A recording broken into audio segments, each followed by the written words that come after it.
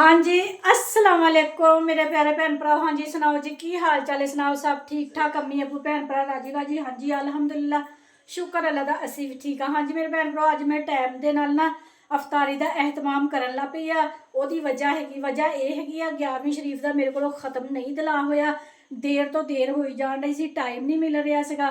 ते अज मैं छुट्टी की हैगी अपने काम तो, यानी कि सिलाई तो मैं अज छुट्टी की। छुट्टी करके मैं क्या भी अज 11वीं शरीफ का खत्म दिलाते हैं। खत्म दिला के मुहल्ले के न्याज तकसीम करते अफतारी वास्ते ना।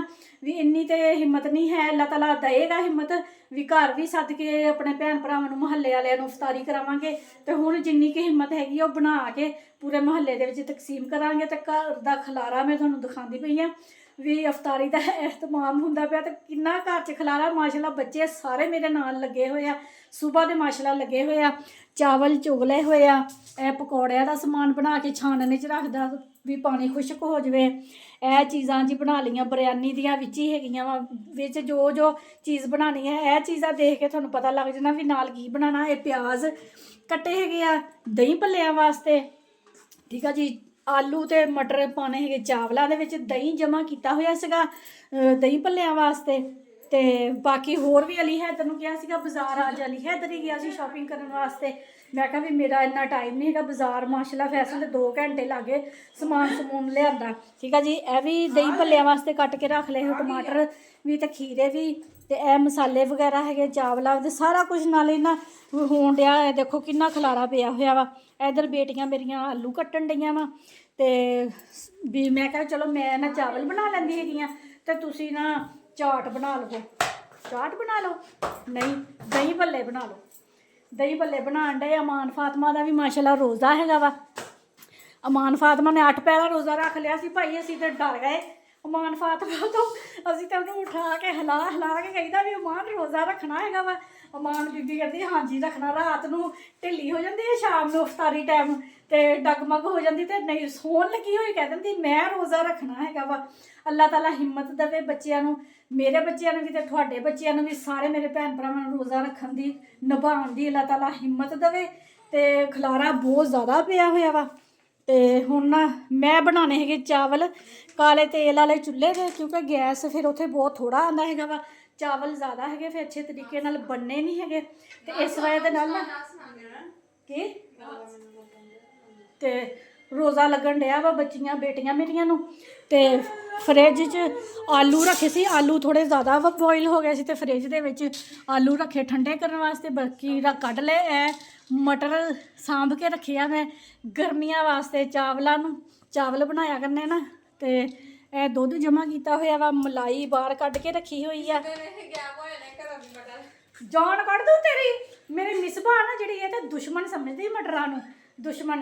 तेरे पापा ने उदन चावल बनवाए ना, वो कहते सी 1 चमची च 6-6 7-7 मटर होण ते फिर चावल बनाई। मैं कहा ठीक आ, इन्ने पसंद है। सिर्फ एक साडी मिसबा नूं मटर पसंद नहीं है, बाकी सारे खा लेंदे अल्हम्दुलिल्लाह। हाँ तू भी गायब हो जाऊंगी घरों दी, देखी तो गायब मटर लैके मैं ही गायब। अच्छा तू गायब हो जाना, चलो देख लांगे फिर मुड़ के। तो घर ही आना, घर ही आना मुड़ के। फिर तुसीं बड़ा नहीं देना नहीं, ये तो किथे चाचू घर।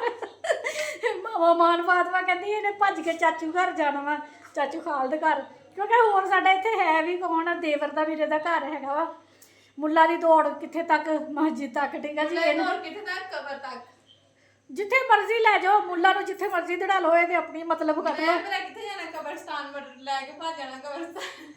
कब्रस्तान रात नूं मुड़ के तू भजना भी चला घर नूं, हुण मुड़दे ना निकले कबरां चों। चलो जी गल्लां बातां बहुत हो गई वा, स्टार्ट करिए, क्योंकि काले तेल वाला चुल्हा ना शोर बहुत करता हैगा वा। फिर व्लॉग बनावा ना तो फिर विच आवाज़ आती हैगी आ। तो रूटीन अपनी भैन भरावां दस दी हैगी आ, खत्म दिलाते हैं 11वीं शरीफ का, तो नाले महल्ले दे विच न्याज तकसीम करते हैगे आ, बना के तुहानूं दिखांदे।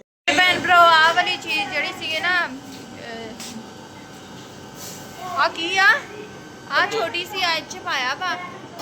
हुण असीं पाओ जल्दी मुस्कान, बिस्मिल्लाहिर्रहमानिर्रहीम। होर भी कोई शै पानी तो पाओ। दही भल्ले साडे बन रहे पतीले च, क्योंकि परात भी छोटी सी ਤੇ ਕੜਾਈ ਵੀ ਛੋਟੀ ਸੀ, ਫਿਰ ਪਤੀਲਾ ਹੀ ਸੀਗਾ। ਹੁਣ ਅਸੀਂ ਕਿਹਾ ਚਲੋ ਅਮਾ ਪੁਦੀਨਾ ਵੀ ਵਿੱਚ ਪਾ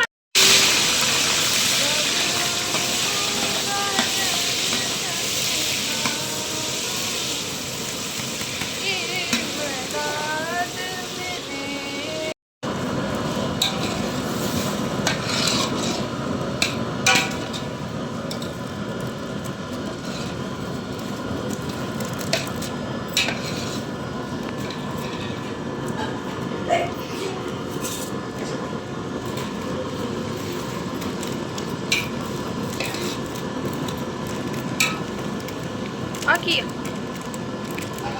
ਬਿਰਿਆਨੀ ਮਸਾਲਾ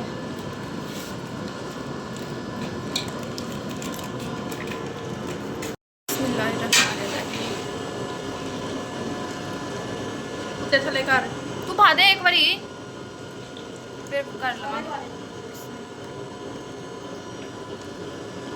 ਚੱਲ ਹੁਣ ਕਰ ਹਲਾ। ਮੈਂ ਹਲਾਵਾਂ ਕਿ ਲਾ ਲੂੰਗੀ? ਪੂਰੇ ਦੇ ਬੇਟਾ। ਹਾਂ ਏਦਾਂ, ਹਾਂ ਏਦਾਂ ਹੀ।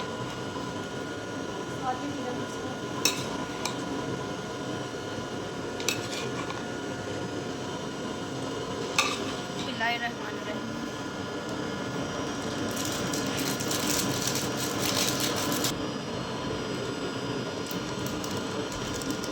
ਸਾਰੀ ਮਸਾਲਾ ਵੀ ਪਾਓ ਪੈਪਰ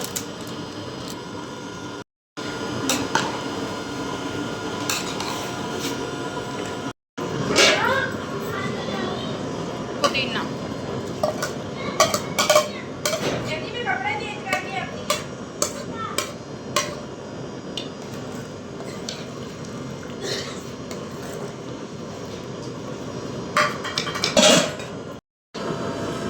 बिस्मिल्लाहिर्रहमानिर्रहीम।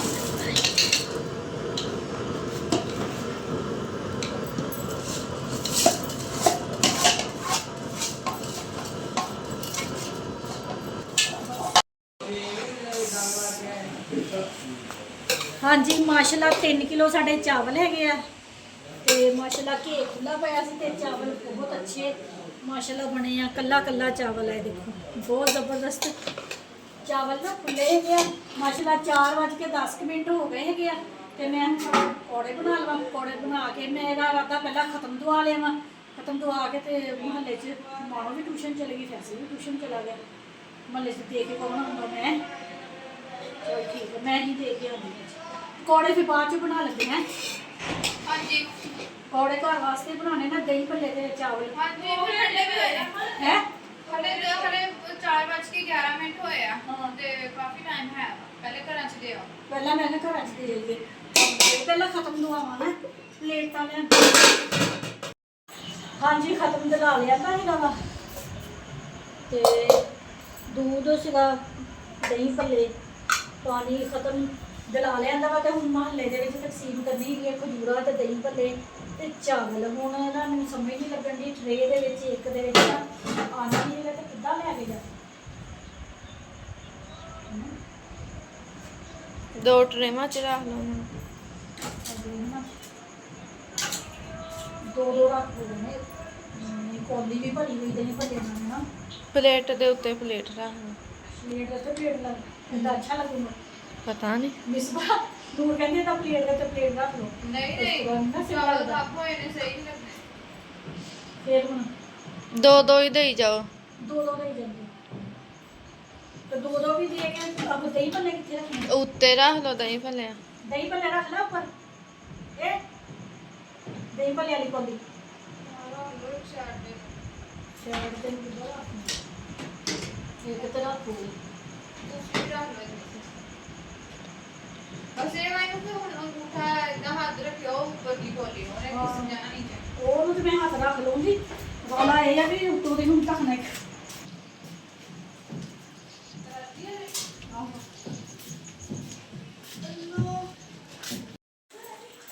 ਹਾਂਜੀ ਅਫਤਾਰੀ ਦਾ ਇhtਮਾਮ ਹੋ ਗਿਆ ਵਾ ਮਾਸ਼ਾਅੱਲਾ। ਪੂਰੇ ਮੁਹੱਲੇ ਦੇ ਵਿੱਚ ਅਫਤਾਰੀ ਅਸੀਂ ਤਕਸੀਮ ਕਰ ਦਿੱਤੀ ਜਿੰਨੀ ਵੀ ਸਾਡੀ ਹਿੰਮਤ ਸੀਗੀ, ਠੀਕ ਆ ਜੀ। ਤੇ ਇੱਕ ਟੋਟਕਾ ਸੀਗਾ, ਮੈਂ ਕਿਹਾ ਆਪਣੇ ਭੈਣ ਭਰਾਵਾਂ ਦੇ ਨਾਲ ਸ਼ੇਅਰ ਕਰਾਂ, ਖਾਸ ਤੌਰ ਤੇ ਭੈਣਾਂ ਦੇ ਨਾਲ।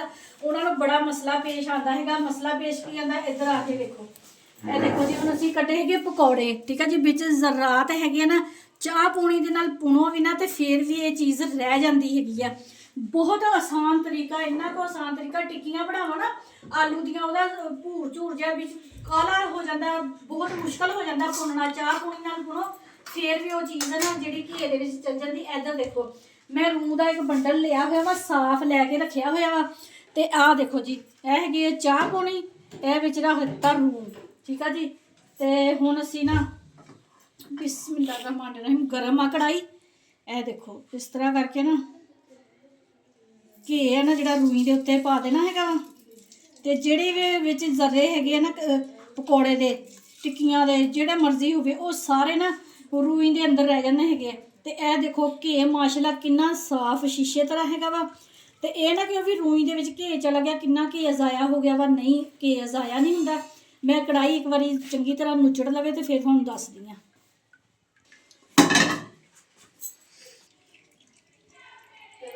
ਚੱਲ ਬਣਾ ਹਾਂਜੀ। ਇਹ ਦੇਖੋ ਆ ਚਮਚੀ ਲੈ ਲੈਣੀ ਆ, ਕਿਉਂਕਿ ਗਰਮ ਹੈਗਾ ਵਾ ਕਿ ਤੇ ਹੱਥ ਨਾ ਸੜ ਜਾਵੇ। ਇਸ ਤਰ੍ਹਾਂ ਚਮਚੀ ਦੇ ਨਾਲ ਨਾ ਅਸੀਂ ਦਬਾਉਣਾ ਹੈਗਾ ਵਾ ਰੂਈ ਨੂੰ। ਇਹ ਦੇਖੋ ਸਾਰਾ ਘੇ ਹੈ ਨਾ ਜਿਹੜਾ ਸਾਡਾ ਕੌਲੀ ਦੇ ਵਿੱਚ ਜਾਣ ਡਿਆ ਹੈਗਾ।